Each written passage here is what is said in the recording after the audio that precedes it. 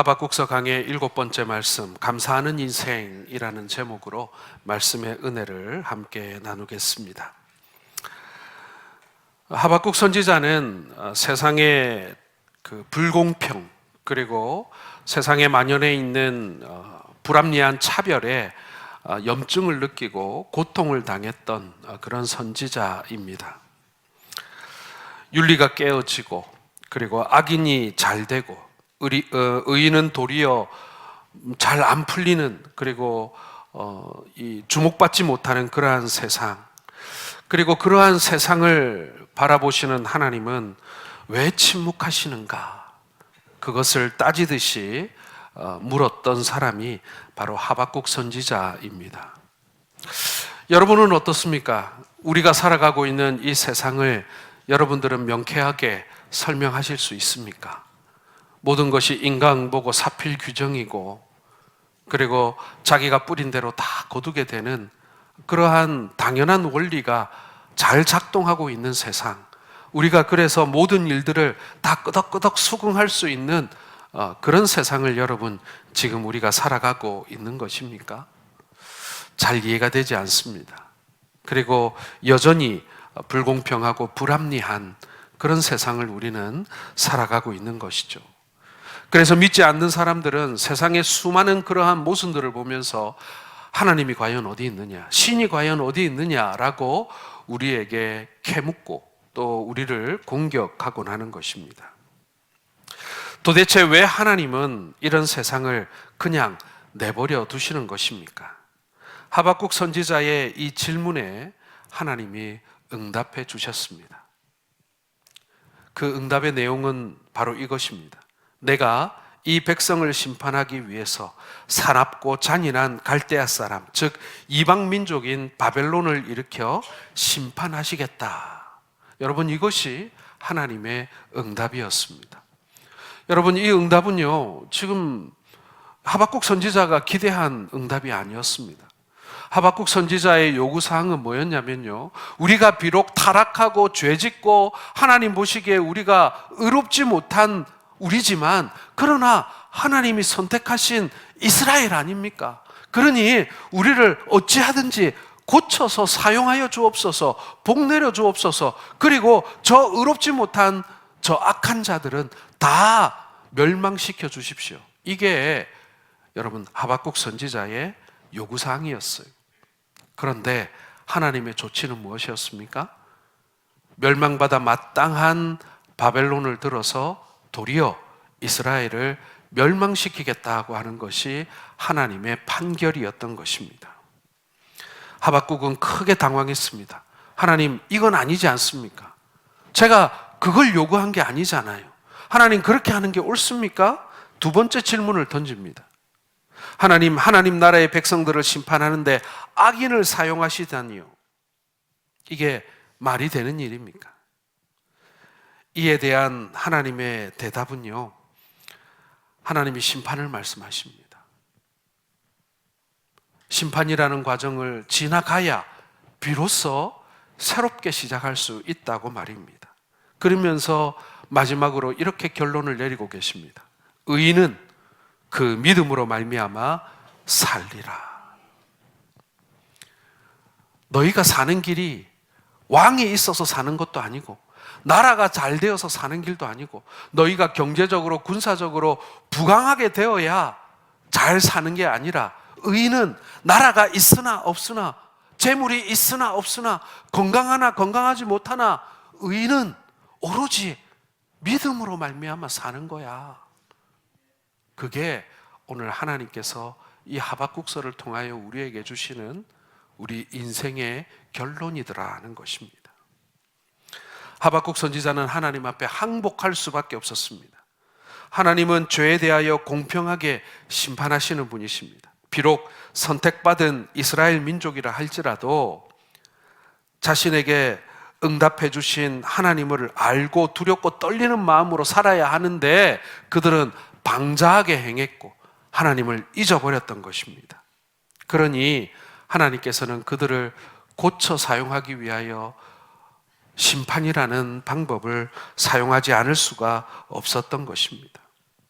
오늘 하박국 선지자는 그 하나님의 본 마음을 알게 되죠. 하나님의 그 주권을 인정하면서 하나님 앞에 감사하고 찬양하는 신앙 고백으로 오늘 말씀을 맺고 있는 것입니다. 하박국 선지자의 기도는요, 원망과 불평으로 시작되었습니다. 하지만 그러한 기도와 그러한 질문에도 불구하고 하나님은 하박국의 마음속에 응답해 주셨습니다. 그 음성은 세미한 음성이었지만 그는 주의 음성을 소멸하지 않았고 흘러가는 음성으로 무시하지 않았고 영혼의 응답으로 받았던 것입니다.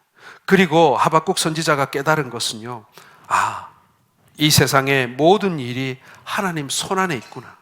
그 모든 일마다 하나님의 뜻이 있구나. 그리고 하나님의 원하심 속에 이 세상은 있는 것이구나. 그것을 선지자는 깨달았던 것입니다. 한때는 여러분 한국 교회 안에 복에 관한 이야기가 굉장히 이 주류를 이뤘던 적이 있습니다. 하나님이 살아계신 것을 어떻게 알 수 있나? 하나님을 섬기는 자들이 복 받는 걸 보면 알 수 있다. 내가 하나님께 칭찬받는 것을 어떻게 알 수 있나? 하나님께서 건강 주시고 돈 주시고 명예 주시면 하나님이 당신을 사랑한 줄 알아라. 그게 증거다. 그러면요, 아프고 고난당하고 경제적으로 어려우면 하나님이 안 계신 것입니까? 아니면 하나님이 나를 사랑하시지 않는 것입니까? 여러분, 하나님은 그렇게 알 수 있는 분이 아닙니다. 우리가 기도하는 가운데 하나님한테 묻고 또 하나님께서 그 세미한 음성으로 우리에게 응답하시고 나의 마음속에 지금껏 깨닫지 못했던 그것을 깨닫게 해주시고 알게 해주시는 하나님의 그 세밀한 음성을 듣는 순간 하나님이 나와 함께 하시고 살아계심을 우리는 확인하게 되는 것입니다. 결과적으로 내가 뭘 얻었기 때문에, 내가 뭘 잘 됐기 때문에 그렇게 하나님의 존재를 인지하는 것은요, 마치 어디 성황당에 가가지고 열심히 빌었더니 아들을 얻게 되었다. 야, 내가 아들 낳은 거 보니까 저기에 신이 있네 라고 생각하는 거하고 똑같은 것입니다. 사랑하는 성도 여러분, 하나님의 음성에 대한 믿음의 응답으로 하박국 선지자는 하나님이 옳습니다. 때로는 내 입에 원망도 부정도 불평도 있었지만 전지전능하신 하나님을 만나고 보니 하나님이 다 옳았습니다. 그러므로 이제부터는 하나님을 원망하는 인생을 살지 않고 오히려 하나님의 말씀을 듣고 찬양하며 살겠습니다. 기뻐하며 살겠습니다. 감사하며 살겠습니다. 여러분, 오늘 이것이 이 하박국 선지자의 고백이고 오늘 하박국서의 결론인 것입니다. 자기가 뭘 받았기 때문에 아니면은 자기가 뭘 누리기 때문에 이러한 고백이 나오고 있는 것이 아닙니다. 짧은 시간 동안 이 겨우 7번의 설교를 통해서 하박국서를 강해하면서 여러분, 제가 깨달은 것은 그거예요.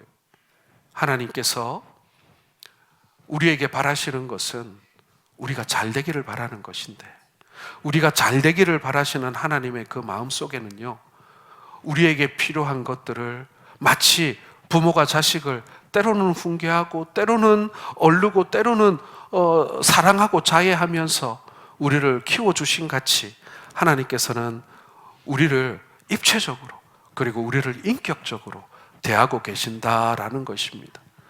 우리가 목소리를 높이고 우리가 짜증을 내고 우리가 합리적으로 뭔가 이 막 논리를 세워가지고 하나님 앞에 따지고 묻지만, 그러나 하나님이 우리를 바라보시는 눈은요, 사랑이고 긍휼이더라는 거예요. 저는 이것을 우리가 깨닫고 우리의 신앙의 근간으로 삼아야 한다라고 생각을 합니다. 오늘 이 선지자가 무엇을 바라보면서 어떻게 하나님을 만나 이러한 신앙 고백을 할 수 있었는가, 그것을 함께 살펴보며 하박국서의 결론을 우리가 살펴보기를 원합니다. 첫 번째로 여러분, 환난 속에서도 하나님의 음성을 듣고 하나님이 주시는 은혜를 믿어야 한다라는 것입니다. 16절을 같이 읽겠습니다. 내가 들었으므로 내 창자가 흔들렸고 그 목소리로 말미암아 내 입술이 떨렸도다. 무리가 우리에게 치러 올라오는 환난 날을 내가 기다림으로 썩이는 것이 내 뼈에 들어왔으며 내 몸은 내 처소에서 떨리는도다. 자, 지금 하박국 선지자는요, 온몸으로 뼛속까지 느껴지는 아픔과 환난이 있음에도 불구하고 하나님에 대한 감사를 잃어버리지 않겠다라고 지금 말하고 있는 거예요. 사실 여러분, 오늘 하박국 선지자가 이 고백을 하는 순간에도 이방 민족의 침입을 받아서 자신의 민족인 이 유대 민족이 아픔에 패배와 사륙의 고통을 당하고 있는 것입니다. 눈앞에 칼과 창이 보입니다. 그 칼과 창에 내 사랑하는 가족과 이웃이 지금 쓰러지고 있습니다. 그런데 이러한 가운데에서도 이 주님의 음성을 듣고 기뻐하고 하나님에 대한 찬양을 잃지 않고 그 하나님에 대한 감사를 지키겠다는 믿음의 고백을 하고 있는 것입니다. 여러분, 이게 정말 어려운 거예요. 우리가 잘 아는 하박국서 이 제일 유명한 이 구절이 오늘 우리가 함께 읽었던 그 구절 아닙니까? 무화과 나무 잎이 마르고 포도 열매가 없고 감람나무가 그치고 우리의 양떼가 없고 그럼에도 불구하고 난 여호와로 말미암아 즐거워하고 기뻐하고 만족하겠다. 여러분, 이게 오늘 우리가 나중에 부를 찬양이고 말이죠. 우리가 하박국서에서 제일 많이 좋아하는 그리고 인용하는 그런 말씀 아닙니까? 그런데 여러분, 진짜 오늘 하박국 선지자가 내가 우리의 양이 좀 없어서 좀 가난하고 열심히 농사 지었는데 포도 소출이 좀 안 달리고 그럼에도 불구하고 내가 하나님 찬양하겠다. 여러분, 이 정도 상황이 아니라는 거예요. 한번 생각을 해보십시오. 여러분, 지금 바벨론이 쳐들어왔습니다.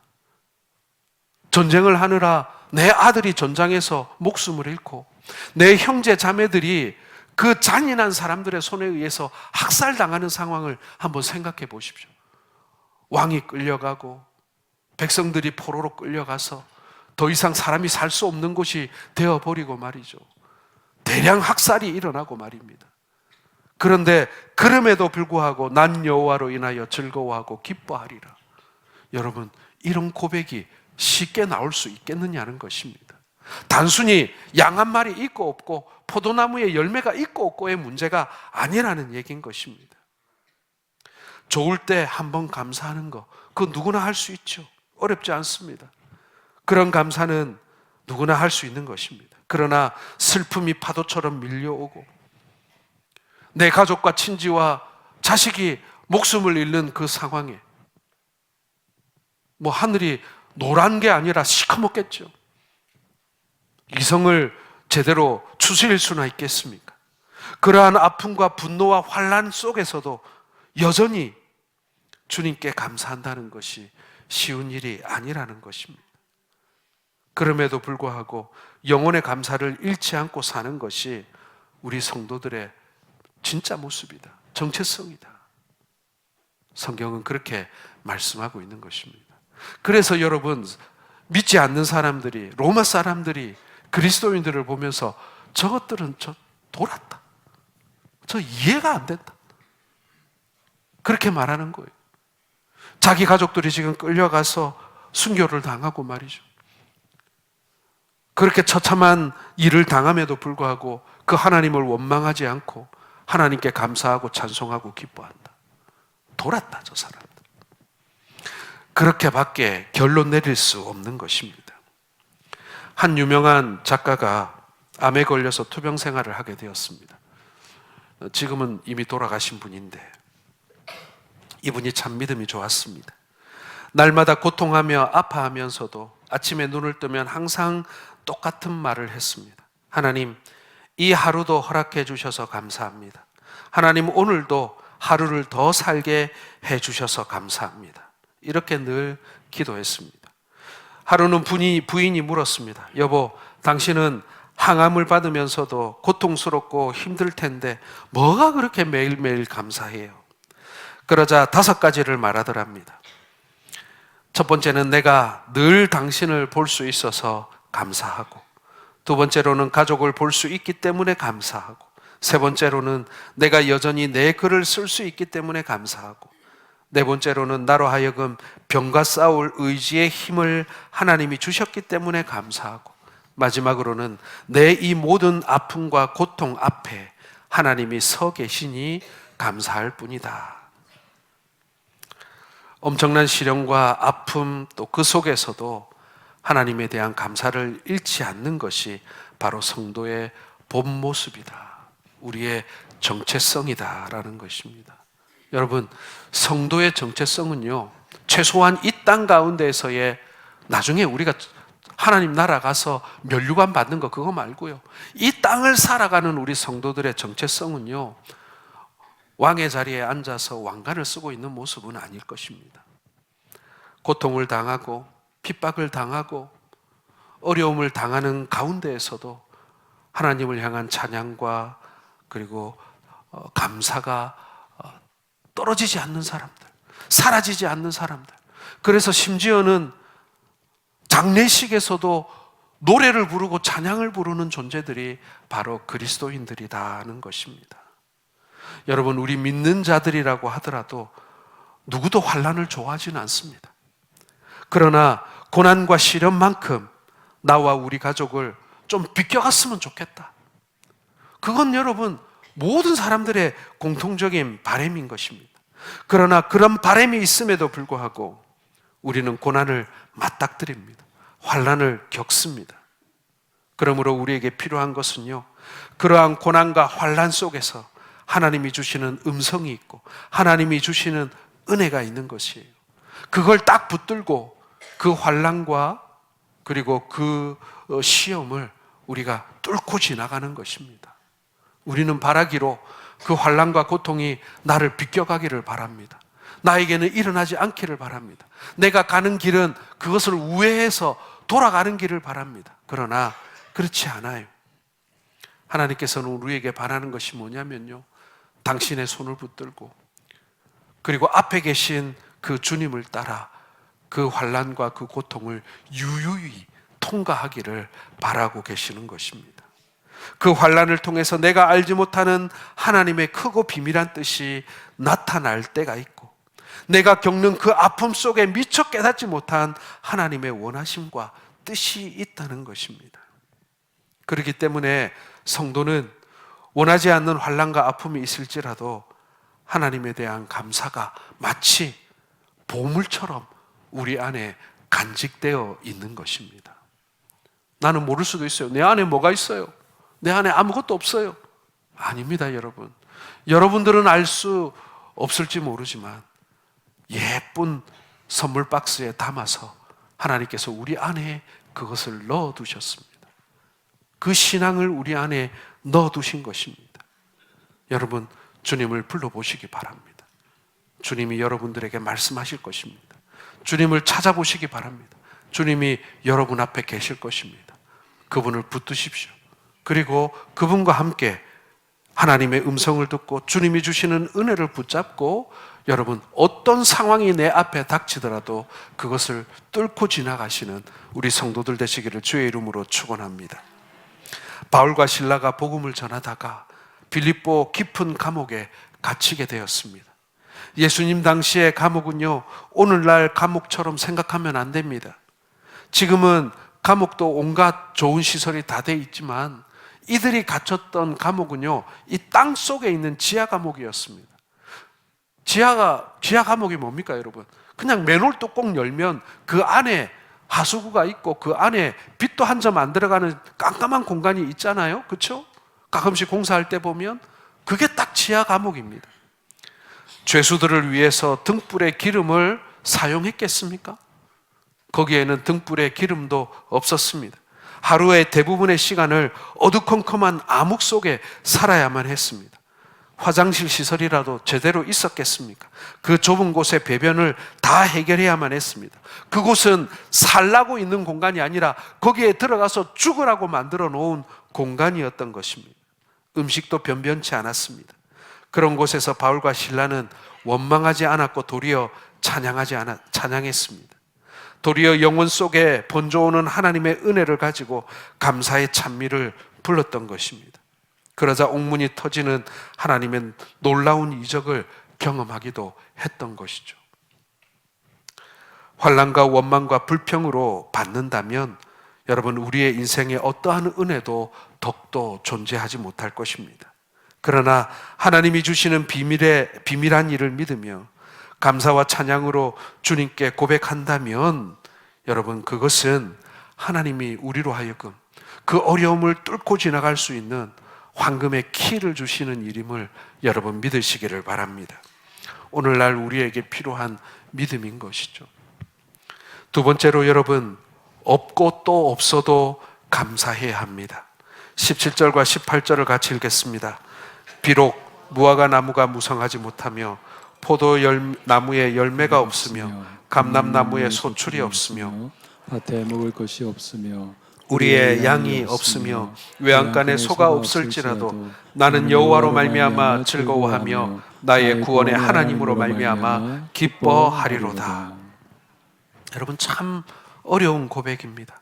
없고 또 없고 없어도 감사하고 기뻐할 수 있는 것은 여러분 결코 쉬운 믿음의 고백이 아닌 겁니다.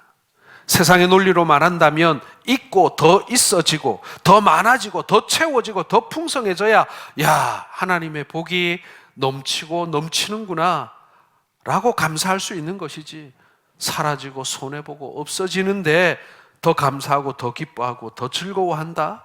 이거 아무나 할 수 있는 일이 아니지 않겠습니까?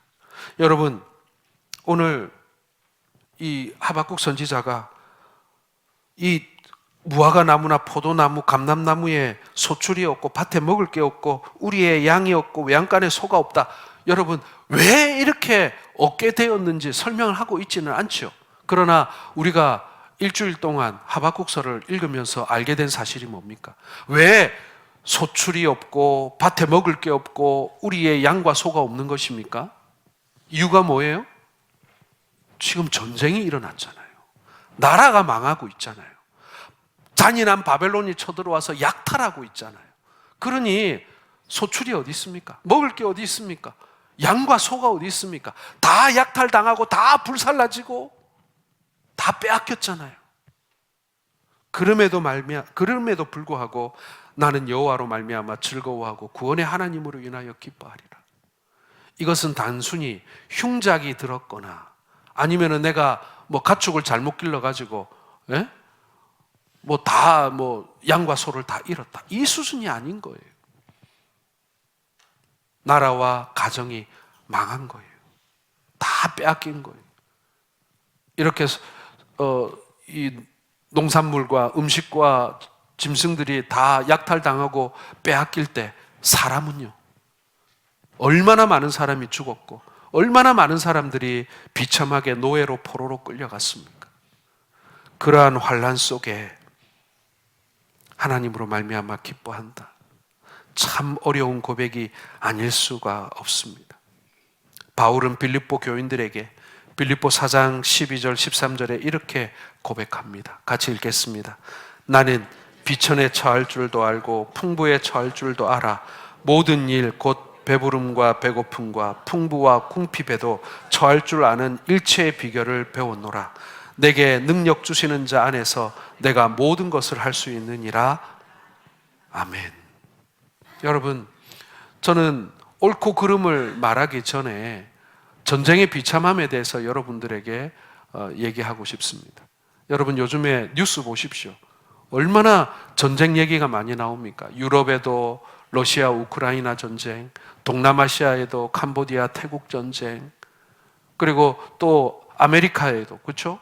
베네수엘라에도 또 그걸 전쟁이라고 할 수 있는지는 모르지만 어쨌거나 나라가 풍지박산이 나는 일이 벌어졌고, 요즘에는 또 중동에 이란이 또 무정부 상태가 되었어요. 경찰이 군대가 또 국민들에게 총을 쏴가지고 또 얼마나 많은 사람들이 죽었는지도 알 수 없는 지금 그런 아주 아비규환의 상황이 지금 벌어지고 있습니다. 여러분, 이 상황을 보면서 여러분 뭘 느낍니까? 나라가 평안하다는 것이 얼마나 중요한지 여러분 우리가 알게 되죠.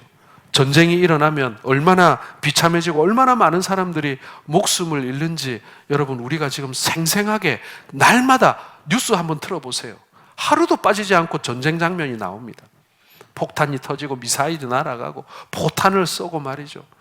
병사들이 그 드론에서 떨어뜨리는 폭탄 때문에 그 죽는 목숨을 잃는 장면이 매일매일 나옵니다.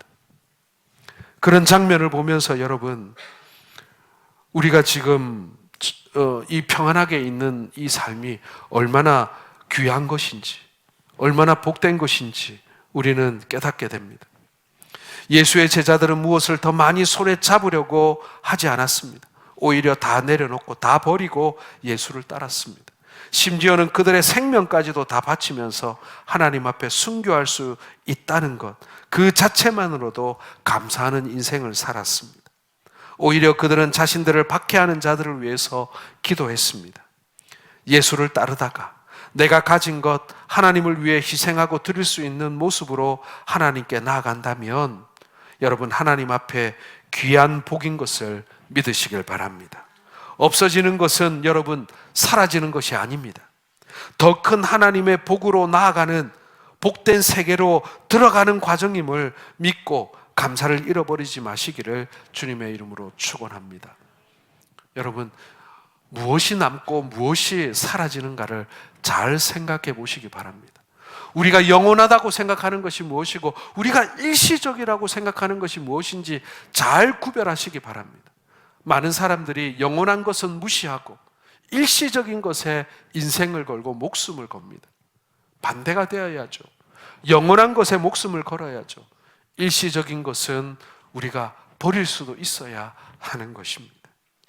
없고 또 없다고 하더라도 여러분 감사하시기 바랍니다. 왜요? 그 없어지는 것이 일시적인 것이기 때문에 그런 것입니다. 우리에게 주어진 하나님의 본질적인 복은 결단코 사라지지 않기 때문에 여러분 없어지는 것에 미련을 두지 마시기를 주님의 이름으로 축원합니다. 마지막 세 번째로 하나님 한 분만이 감사의 전부가 되어야 합니다. 18절 19절을 같이 읽겠습니다. 나는 여호와로 말미암아 즐거워하며 나의 구원의 하나님으로 말미암아 기뻐하리로다. 주 여호와는 나의 힘이시라. 나의 발을 사슴과 같게 하사 나를 나의 높은 곳으로 다니게 하시리로다. 이 노래는 지휘하는 사람을 위하여 내 수금에 맞춘 것이니라. 자, 하박국 선지자는 전적으로 하나님께 감사하였습니다. 그는 자신에게 가장 소중한 존재, 즉 구원의 하나님으로 인하여 감사하고 즐거워합니다. 그는 보배이신 하나님의 가치를 알았고 하나님 한 분만으로 기뻐하고 즐거워했습니다. 그래서 비록 아무것도 없다고 할지라도 하나님을 자신의 하나님으로 모신 사람은 기뻐하고 즐거워하고 감사할 수가 있다라는 거예요. 이 세상 어떤 것으로도 비교할 수 없는 가장 귀중한 보배를 소유했기 때문에 만족하고 감사할 수 있는 것입니다. 여러분, 오늘 말씀에 보면 나로 하여금 나의 높은 곳을 나의 발을 사슴과 같게 하사 나를 나의 높은 곳으로 다니게 하시리로다 라고 되어 있습니다. 저는 이 말씀이 참 귀합니다. 왜냐하면 이 말씀이 우리의 이 자존감, 우리의 정체성을 말해주고 있거든요. 가끔 여러분 우리가 세상에 나가서 살아가다 보면 참 뭐라고 할까요? 믿는 사람이 발들어 놓아서는 안 되는 그런 일들을 많이 볼 때가 있습니다. 놀아도 같이 친구가 되었던 동료가 되었던 누가 같이 놀아도 가족들이 되었던 간에 놀아도요, 이 믿는 사람들은 뭐라고 할까요? 내가 그래도 예수 믿는 사람인데 하는, 어떻게 보면 내 안에서 울려나는 어떤 믿음의 품이라는 게 있어요. 그걸 참 버리기 어렵잖아요. 그래도 내가 예수 믿는 사람인데 저 사람들처럼 저렇게 놀 수는 없지, 저런 식으로 내가 행동할 수는 없지. 여러분, 믿지 않는 사람은요, 마음에 들지 않거나 좀 나에게 좀 피해를 주면요, 욕할 수 있어요. 가끔씩 운전하다 보면 말이죠, 끼어들거나 좀 이러면은 창문 열어놓고 막 욕하는 사람 많이 있어요. 그런데 믿는 사람은 그러면 안 돼요. 그렇지 않아요, 여러분? 믿는 사람들은 하나님의 백성으로서의 품위가 있는 거잖아요. 내가 욕 한마디 하고 싶어도 내가 믿는 사람이기 때문에 내가 믿는 사람의 품위를, 신앙인의 품위를 지키게 되잖아요. 여러분, 그것이 우리의 정체성인데 뭐라고 되어 있습니까? 나를 나의 높은 곳으로 다니게 하시고. 예, 이거예요. 믿는 사람의 품위, 믿는 사람의 가치, 믿는 사람의 품격을 하나님께서 지키게 하셨다. 지금 이스라엘 백성들은요, 망하는 민족이에요. 패망하는 민족이에요. 노예로 끌려간단 말이에요. 노예가 무슨 품위가 있어요? 패망한 민족, 식민지 백성이 무슨 품위가 있습니까? 그런데 하나님께서 우리에게 그 믿음의 품위를 지키게 해주시겠다. 내가 비록 빌어먹고 헐벗고 내가 멸시당한다 할지라도 하나님이 나를 아니야, 너는 존귀한 자야 라고 하나님께서 우리를 인정해 주시는 거예요. 그래서 여러분, 과거 우리 지금은 다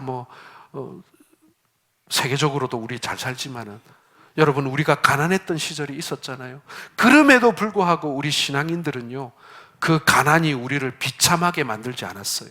그 가난이 우리로 하여금 함부로 살게 하지 않았어요. 우리 믿는 사람들을 말입니다. 여러분, 그 믿음의 품위를 하나님께서 지켜주셨다는 거예요. 여러분, 영화나 드라마가 장르가 있죠.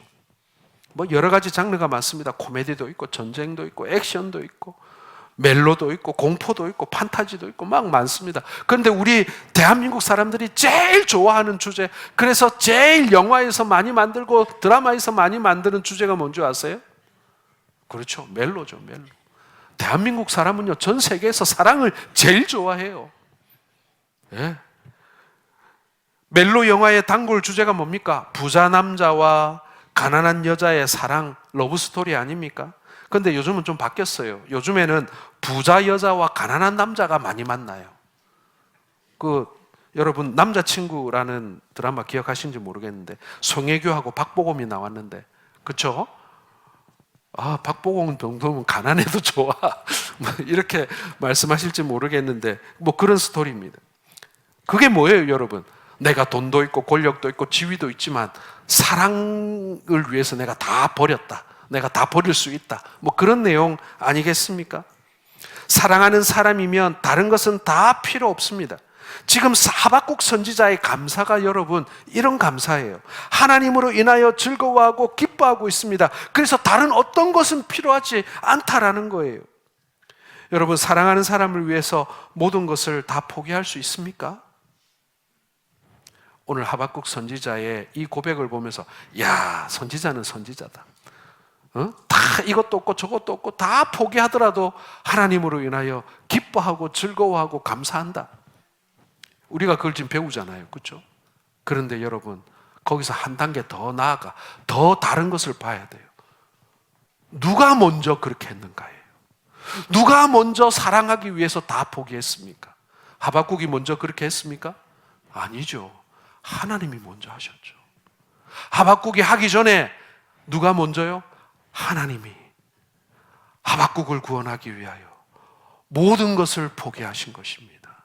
여러분, 우리가 저는요, 하나님을 예배하기 위해서, 하나님을 섬기기 위해서 이것도 버리고 저것도 버리고 저것도 포기할 수 있어요. 저 잘했죠 라고 말하기 전에 여러분, 하나님이 나를 구원하시기 위해서 나를 사랑하셔서 하신 일이 무엇입니까?